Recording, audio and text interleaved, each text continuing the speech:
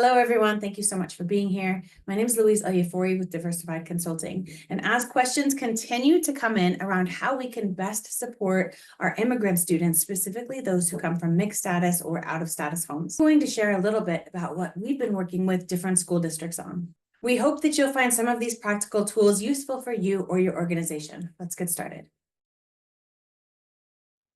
Again, thank you for joining us, and a gentle reminder, this information, as well as the work that you're doing every day, student-facing or client-facing, does carry a heavy load. Vicarious trauma, secondary trauma is real. Take time where you need it. Walk away from this information and come back to it if needed. And if you'd like information on how to access resources for managing or dealing with secondary or vicarious trauma, please reach out to us for those resources as well.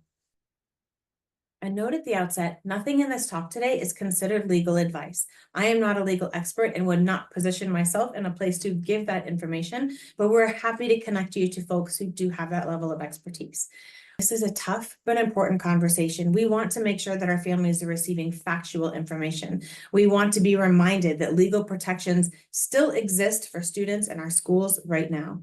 We want to make sure that mental health impacts are being considered. And I also want to keep that conversation moving as we look into the future about how this impacts things secondarily, like attendance issues. Let's settle in here for just a moment. Now, clearly our Spanish-speaking students and families, especially those who come from mixed status or out of status designations, are most vulnerable. That's where the eyes are. But I do want us to keep in mind that folks can be out of status from any language background, and they can be out of status for any reason, right? They may have not stopped at a port of entry. They may have come in on a student visa or a work visa and have overstayed that visa. They may have entered through something like humanitarian parole and not known that they needed to update that parole and are now out of status. So again, we can have folks who are experiencing challenges related to immigration and related to being undocumented or out of status from any language background. And I think as the continued executive orders roll out, we'll see more and more compromised groups from across different language demographics. Those that I really have top of my mind right now are, of course, our TPS, or our temporary protected status folks. That is a temporary designation in which those individuals have 2 years to get themselves on an asylum pathway. But within that 2 years is a protected status in which they cannot be deported. I also have my eye on our humanitarian parolees. Now, humanitarian parole is not a designation that's frequently given out, but we have seen this more often in recent years with our Afghan folks, for example, those from Afghanistan who are not coming on a special immigrant visa. Uniting for Ukraine falls under this category. We also have our Cuba, Haitian, Nicaragua group that can be considered humanitarian parole. I'm hesitant to name or detail how specific demographics might be compromised here because that information is so consistently changing at this point, because we have legal action that is going against some of these executive orders. But just keeping in mind that what we're doing right now for our Spanish-speaking families is something we'll likely need to have a system in place, learning from what we've done and what's working and what's not, and being able to translate and interpret that information to make sure that our other language groups have access. I do also want to point out that I'm looking very carefully at those who have come under ORR status through the Office of Refugee Resettlement, who have a refugee designation. And while those folks are here 100% legally with the protections that come with being a refugee, some of their frontline supports from the refugee resettlement agencies, their caseworkers, those pieces may also be compromised in coming months. So as we're looking at supporting all students, if you have students who you understand are from an ORR background, making sure that we sort of increase the level of wraparound supports there. A reminder, we at a school level are never permitted to ask about a student's or family's immigration status, but you being the trusted individuals and that you begin to know over time more about your students, and often that information reveals itself.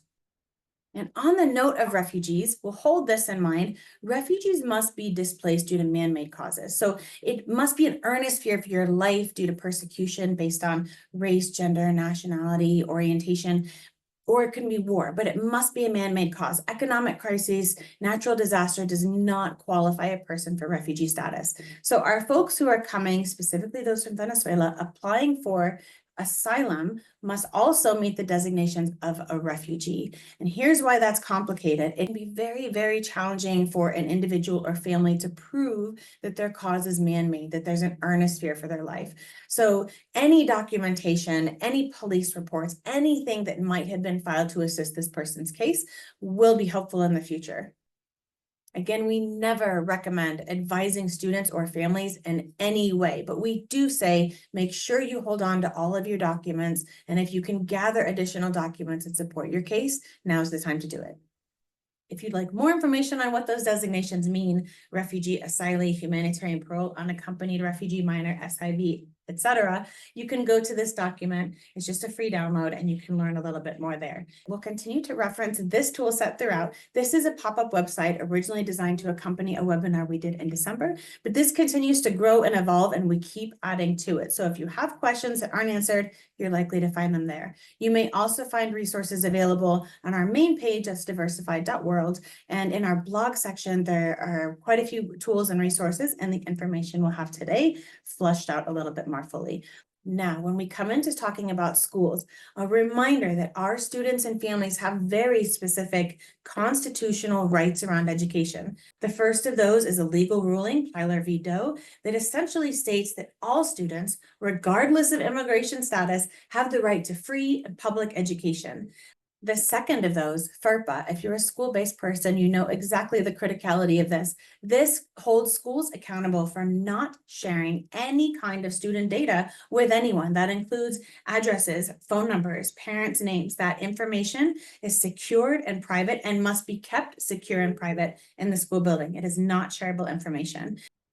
Which brings us to the fourth, and this is probably the area you're hearing the most about right now. The Fourth Amendment, as a reminder, is that which protects us from unreasonable searches and seizures. Now, based on a 2011 memo, schools were considered a sensitive location. Sensitive locations meaning things like hospitals, weddings, funerals, churches, those areas where immigration law enforcement through this memo have just sort of loosely agreed not to go to. In recent days, that memo or that restriction has been lifted, making these areas a little bit more vulnerable. But we do still have very specific rights around the Fourth Amendment in schools. First and foremost, schools remain safe zones. We operate our schools the way that we always operate them, right? Nobody who doesn't have any business on that campus isn't going to be on the campus. We have locked doors for a reason. We have parent check-ins for a reason. All of those processes will continue. If it comes to immigration law enforcement in particular, those folks may not enter a building without a judicial warrant. Now, what we're seeing in the community are immigration warrants, subpoenas, but not necessarily judicial warrants. An immigration warrant and a subpoena do not equal a judicial warrant.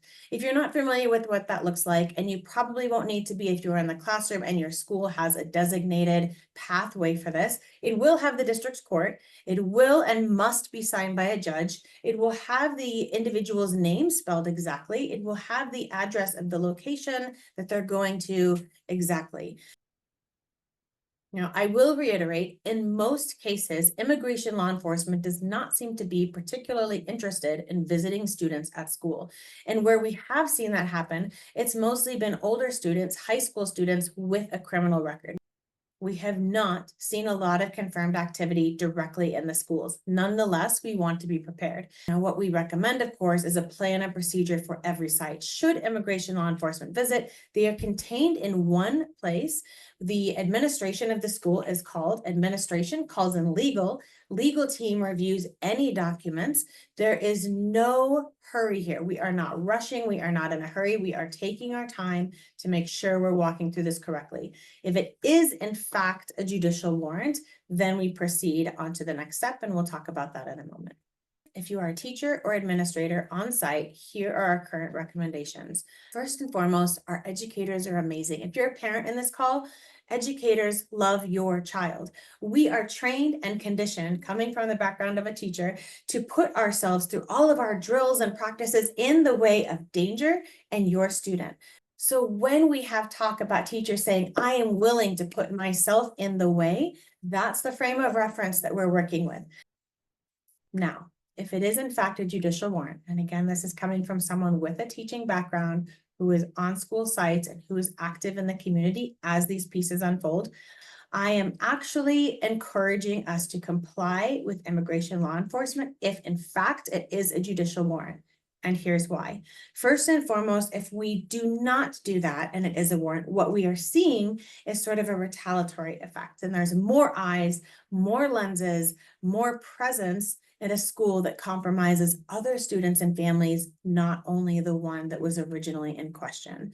Number two, coming from the lens of refugee resettlement and integration, family stabilization is always the number one priority. When we have a family that is perhaps detained and we have a student that we are hoping to retain and keep with us in our care because that is everything that is natural and right and just for us, what that can do is create family separation. Now we have a student that's in human services, we have a family that is doing something else, we may have that family released and now we have challenges in reuniting the family. So that family separation can be troublesome. We're always aiming for family stabilization.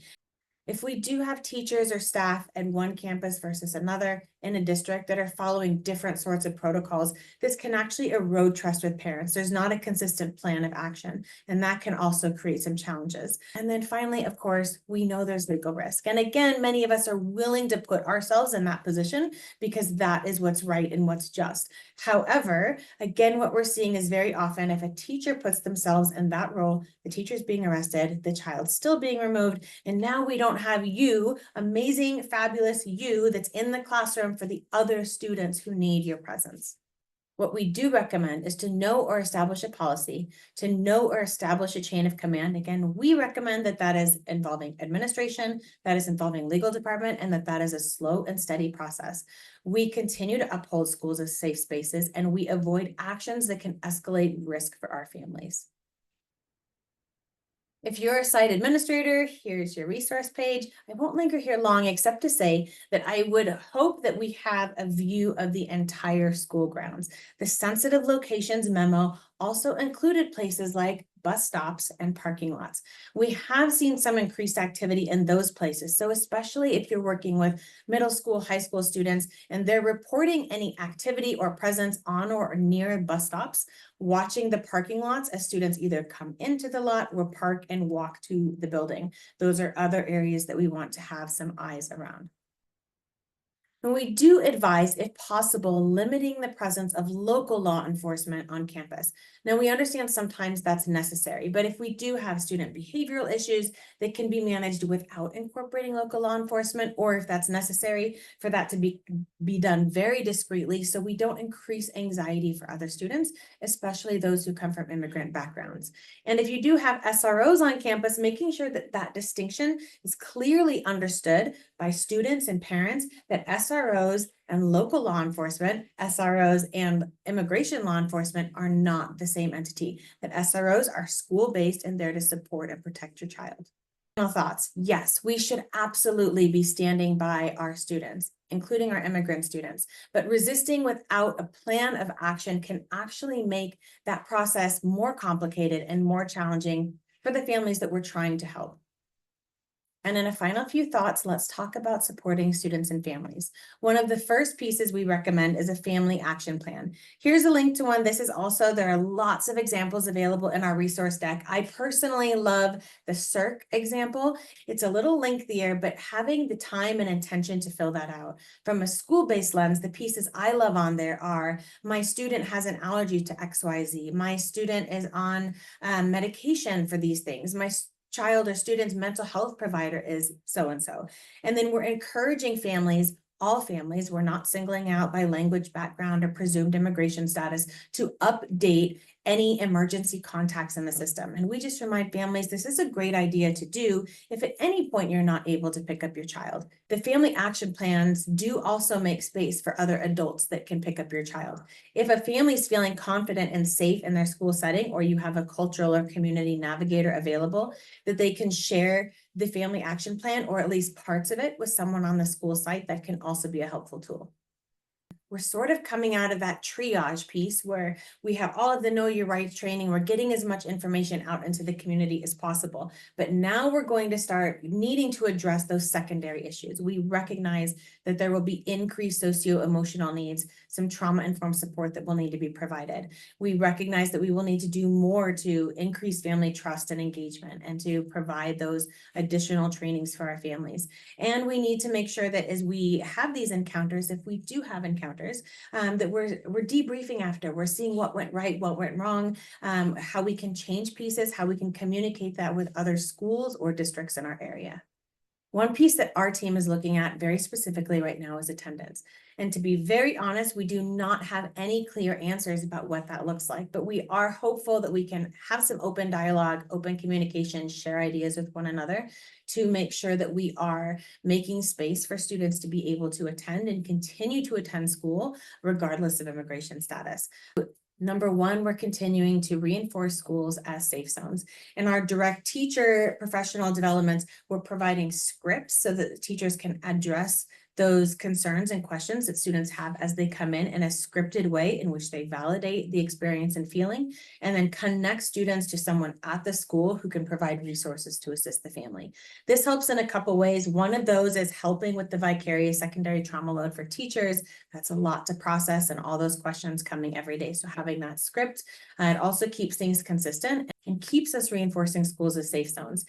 The other piece that we touch on in the teacher-specific professional development are how to bring students back who have disengaged. That idea of, well, I'm already done, my immigration status is already out the window, so what am I doing here? Like, what does it matter?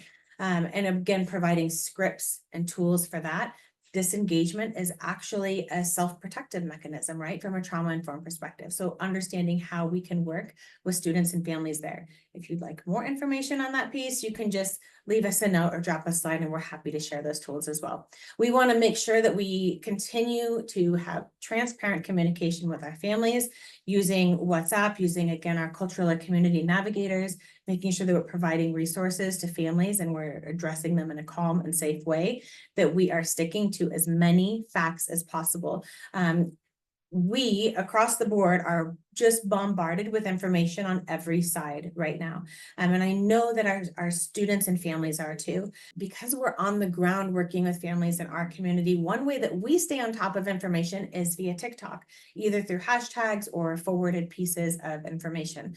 And that information is constant and consistent. Now, as we're actually in the community, as it turns out, maybe like 7 of 10 of those are actually, they turn out to be nothing. But what that does every time is send our families up and up, right? Is not knowing what's going on, what pieces of information, sticking to the facts as much as possible is absolutely critical right now.